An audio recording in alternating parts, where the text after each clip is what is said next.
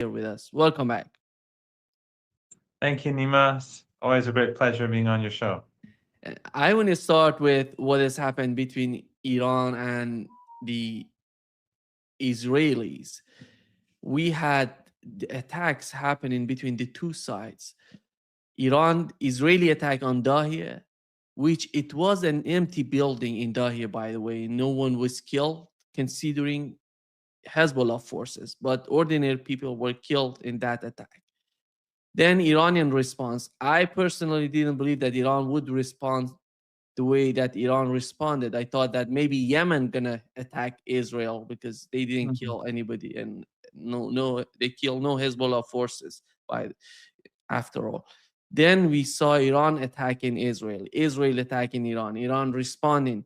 What has happened yesterday and the day before? As you know, the people in Gaza and the people in Lebanon have no support from anywhere. In Gaza, we saw and we continue to see genocide taking place. Egypt doesn't do anything. Turkey's government doesn't do anything. The Jordanians don't do anything. These regimes in the Persian Gulf, they don't do anything. And so, and actually, what they did was that instead of like Iran supporting the resistance, um, they went and collaborated with Trump and put a stamp of approval on his ceasefire, which was a fake ceasefire. They went to Egypt and they had a grand ceremony and they celebrated Trump, the leaders from the region. And since then, around 1,000, probably now more than 1,000 Palestinians in Gaza have been slaughtered. Lots of kids in the last few days. A family or two burned alive. One family, I tweeted footage of a family uh, burning in the fires, burning, a person still moving. You know, catastrophic. You won't see this in the Western media, of course, and Western journalists won't tweet these things because, you know, uh, it's not worthy. It's not newsworthy, I suppose, for them. But so in Lebanon, we now see a repeat of what's going on in Gaza. And the Israelis have openly said that we want to create another Gaza. And of course, the Europeans, they won't sanction them. European parliamentarians won't say anything. Parliamentarians from different countries across Europe or the UK or Australia or New Zealand, no one's going to sanction the Israelis. No one's going to punish them. In fact, during this period, as the genocide in Gaza has been ongoing and as the genocidal attacks in Lebanon have been ongoing, you see Iranians being sanctioned.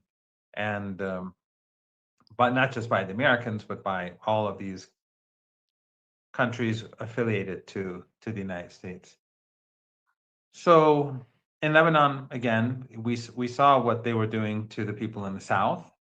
The Lebanese government, of course, they're collaborators with Americans, the prime minister and the president. They were installed by them. They don't have popular support. The Americans forced these two people into power. And the Western embassies, NGOs, the Lebanese president, the prime minister, they are basically preventing the refugees from the south from moving around in different parts of the country. And the Arab regimes, the Qataris and the Saudis and the Emiratis, they are um, basically encouraging their takfiri, um, I, the ISIS, Al Qaeda type, the Wahhabi Salafi type, to prevent the refugees from getting and going to their neighborhoods. So you have the supporters of the resistance, which are from all walks of life and from all religions and sects, but of course predominantly Shia. They are trapped. They can't leave, and their cities are being flattened intentionally with Western support, and they're not allowed to receive aid. They're blocking aid from Iran, from Iraq. So the government in Lebanon is trying to humiliate the supporters of the resistance, to break them, to bring them to their knees, to impoverish them, and I mean, it's an utterly evil president, utterly evil prime minister. But and then you have Al Qaeda on in Syria blocking routes for Hezbollah to get supplies, and then you have the Israeli regime flattening the country. So the last place where many of the refugees could go was Beirut. And in parts of Beirut, they won't allow them to go. So people, Lebanese citizens, people who've been there for generation after generation, who've been there before Lebanon was created, who were there whose families were there for hundreds, if not thousands of years, they're not allowed to move around in their own country. So this conspiracy between Western embassies and Western NGOs and the Western installed government and Al Qaeda and ISIS and the Zionists to crush the resistance was ongoing. And then the Israelis said, we're going to flatten Beirut. They openly say it, that we're going to flatten it. With in southern Beirut, you have hundreds of thousands of people, mostly supporters of Hezbollah, the resistance, and the supporters of the Palestinians. Because in Lebanon, there is a segment of society that's affiliated to the Lebanese forces that hate the Palestinians. They're allies of the genocidal forces of Zionism. And of course, anyone who's in the Western camp will do what the West wants. So you have these people who stand against the resistance for a host of reasons. So the Israeli regime wanted to flatten that so that the refugees who went to Dahia and to Beirut would have to leave. And also the Israeli regime is warning Christian communities and others that host refugees to force them to leave. So in Tyre, for example, or Sur, they give warnings. So it's sort of like the Nazis searching for Jews. Here, the Zionists are searching for Muslims and warning the Christians not to host them in areas where they do. So if Beirut, or especially the south of Beirut, is flattened, then you have half of Lebanon as refugees. And then the government won't let tents, Iran send tents or food or anything like that. They want them to go hungry. So Iran knew that this would be a terrible situation, the massacre of people across Beirut, flattening their homes, people on the streets, people who had lives, and their crime was that they supported the Palestinian cause. They tried to draw off the forces of the Israeli regime as they were carrying out genocide. They made sacrifices to help save the Palestinian people. In other words, the supporters of the resistance in Lebanon are the most dignified of people on this planet, the most honorable people of this planet. And those who tried to crush them, of course, the most dishonorable people on this planet, whether Lebanese or Syrian or Zionist.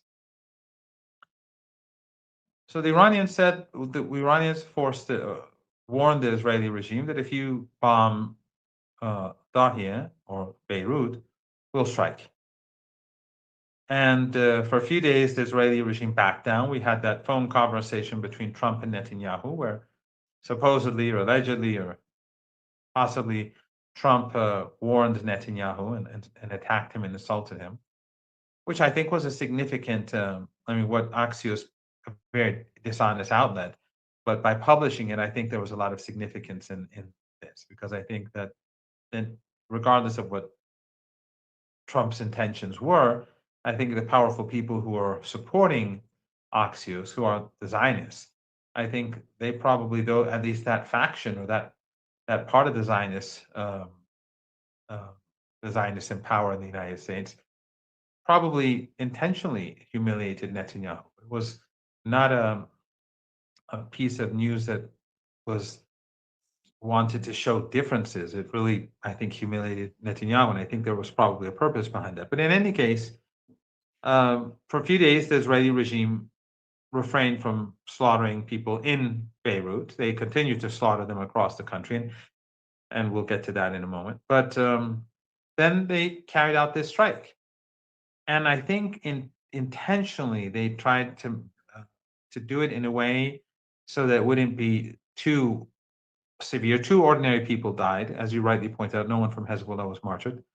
The two people on, I assume, on the streets or on some other floor of the building, they were martyred. But or maybe they were just in their houses and the Israelis decided to bomb those houses. I think the Israelis didn't carry out a heavy strike because they wanted to make the Iranians prevent the Iranians from striking back.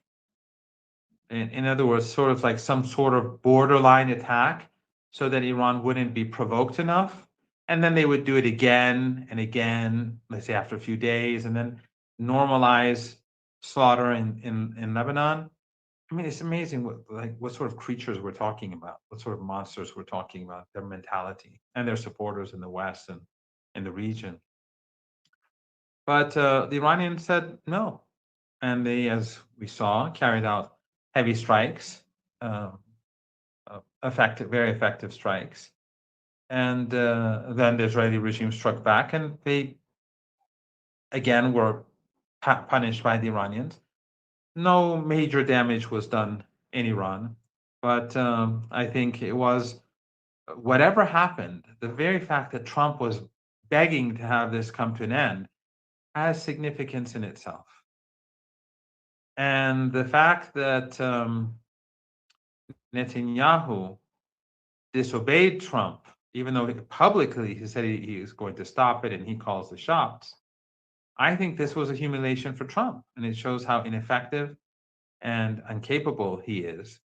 Just like the previous report that came out humiliated Netanyahu. Here, Trump was humiliated. Of course, Trump brought it upon himself because he said in public that he's the one who calls the shots. So even if it's for show, it's still a humiliation. But because he showed that he's incapable of imposing his will, being the person, the benefactor of the Israeli regime. That's where all the power and money and wealth comes from. So for now, what we see is that the Israelis are they're very much afraid of striking Dahia or Beirut, but now they're hammering other parts of southern Lebanon in rage and anger, and so killing more and more civilians. And they're just bombing homes and apartment blocks and whoever's in them. And of course, Western media is completely indifferent, silent. But I don't think that Iran will even be the Iranian will be willing to accept this for long. And in any case, we're in a stalemate situation. The Israeli regime has obviously been hurt in Lebanon badly. They've been humiliated, and they can't destroy Beirut on the one hand. And on the other hand, the siege in the Persian Gulf that works both ways continues. And so, we have to see how things play out.